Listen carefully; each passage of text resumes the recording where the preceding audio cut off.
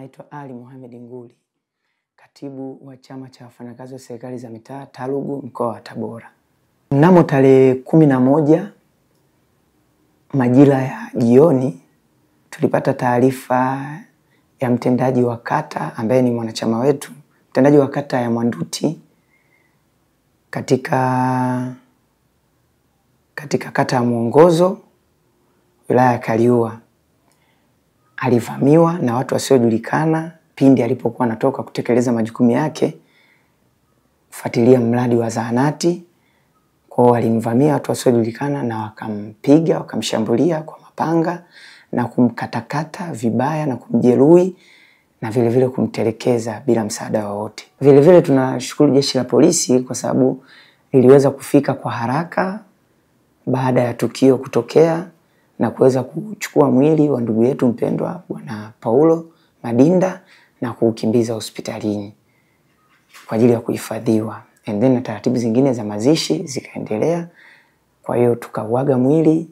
Sisi kama TALUGU tukishirikiana na wananchi pamoja na mwajiri tuliusindikiza mwili. Hivyo leo tunatarajia maziko huko kwao Dodoma, wilaya ya Mpwapwa. Nipo hapa mbele yenu leo kutoa tamko la kulaani na kukemea mauaji ya kinyama dhidi ya ndugu Paulo Edward Madinda ambaye alikuwa mtendaji wa kijiji cha Mwanduti na vile vile ni mwanachama wetu wa chama cha wafanyakazi serikali za mitaa TALUGU mkoa wa Tabora.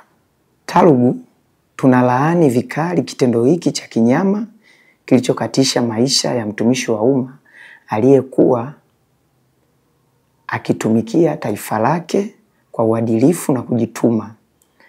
Kiukweli huu ni ukatili usiovumilika na unaopaswa kupingwa kwa nguvu zote na jamii nzima ya Watanzania.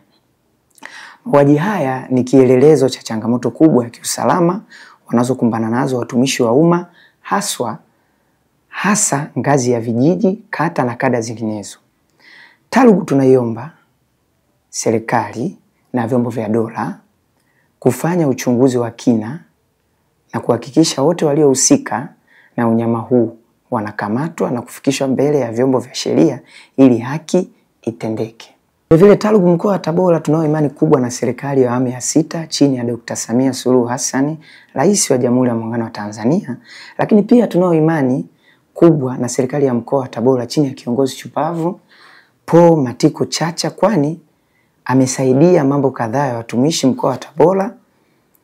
Aidha, uongozi wa mkoa wa Tabora unatoa rai kwa watendaji wote wa mkoa wa Tabora kuwa na subira na ustahimilivu katika kipindi hiki kigumu ambao serikali yetu makini ikipambana na kuhakikisha mauaji hao wanatafutwa katika kila kona ya mkoa huu wa Tabora. Mwisho, TALUGU tunatoa pole za dhati kwa msiba huu mzito kwa familia ya marehemu, ndugu, jamaa, wanachama wa TALUGU, watumishi wote wa umma pamoja na mwajiri. TALUGU tunaendelea kushirikiana na familia na marehemu na kuhakikisha anapata maziko yenye heshima na hadhi stahiki.